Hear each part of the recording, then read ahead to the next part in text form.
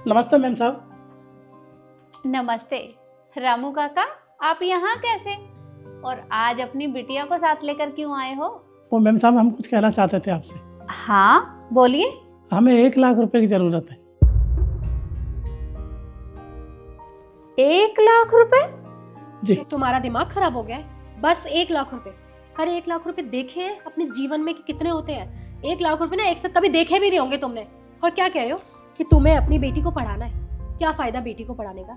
हो तो तुम एक गरीब ही ना, लोगों के घरों में थोड़ा बहुत काम करके अपना पेट का गुजारा चलाते हो, तो अपनी बेटी को भी ना कहीं काम पे लगा दो। और कहीं लगाने की क्या जरूरत है?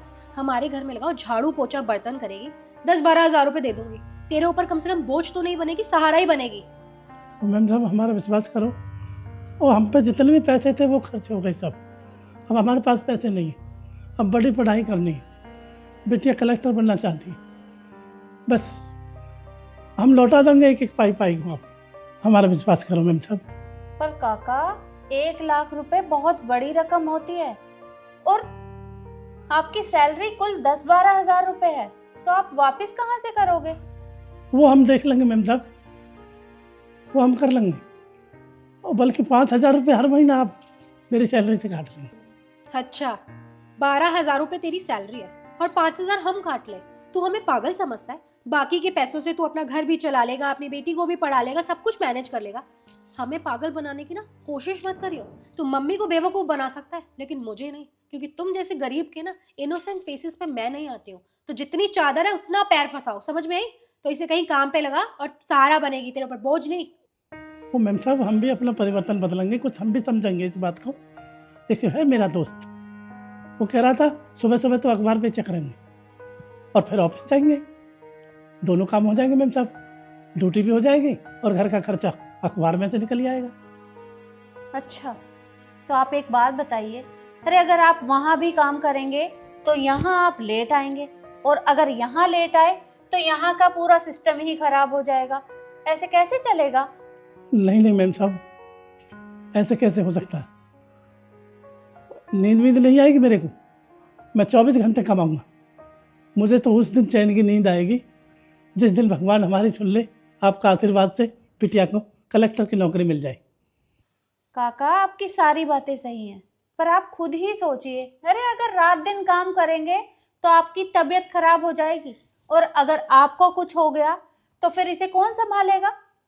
ये बात से मत घबराओ साहब। मैम साहब, हमारी भी बहुत उम्मीद थी, बहुत मन था हमारा पढ़ने का, लेकिन हमारे बाबूजी के पास पैसे ही नहीं थे, हमारी किस्मत में पढ़ाई नहीं थी।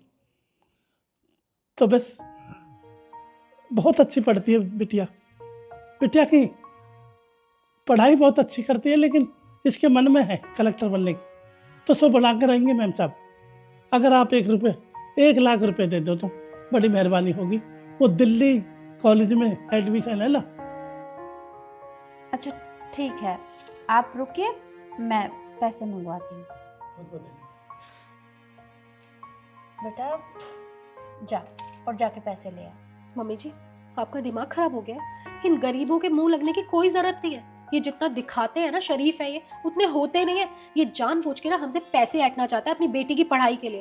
अरे ये कोई पढ़ाई वढ़ाई नहीं करवाएगा अपनी बेटी से, सिर्फ हमारे पैसे लेके ना भाग जाएगा, और ये मैं होने नहीं दूंगी। अरे बेटा ऐसी कोई बात नहीं है, अरे इतने सालों से ये हमारे घर में काम कर रहे हैं और मुझे इनके ऊपर पूरा भरोसा है। अब इन्हें हमारी मदद की ज़रूरत है तो हम इनकी मदद तो कर ही सकते हैं ना। तू जा पैसे ले आ। मम्मी जी मेरी बात तो समझिए। मैंने कहा ना, तू जा और पैसे ले आ।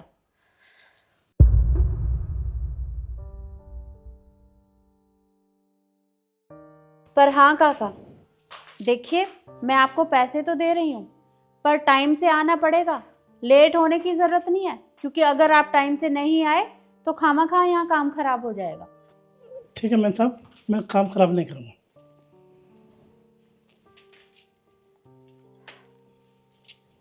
ये लीजिए। आपका बहुत बहुत धन्यवाद मैम साहब। इसमें धन्यवाद की कोई बात नहीं है। और हाँ बेटिया, मन लगाकर पढ़ाई करना, क्योंकि तुम्हारे बाबूजी की उम्मीद तुमसे ही जुड़ी हुई है। आपने बिल्कुल सही कहा, लेकिन मैं आपसे वादा करती हूँ कि मैं कलेक्टर बनकर दिखाऊंगी। मैं बहुत मेहनत करूंगी। वाह बेटा वाह, बहुत बहुत धन्यवाद मैम साहब, चलता हूँ। हाँ नमस्ते। और हाँ, देखना मैम साहब कि मेरा दिल कहता है सरकारी अफसर बन के आएगी एक दिन, ज़रूर कलेक्टर बनेगी और हम सलूट मारेंगे। जी ज़रूर। चलता मैम साहब, राम राम। चलो बेटा। राम राम। ये क्या किया मम्मी जी आपने? उन्होंने बेवकूफ बनाया और आप बेवकूफ बन गई। सारे पैसे लेके भाग जाएंगे, हमारे पैसे भी डूब गए। अरे ऐसा कुछ भी नहीं होगा। अरे मेरी बात तो सुन, अगर हमारे पैसों से किसी की जिंदगी संवर सकती है तो मदद करने में क्या बुराई है।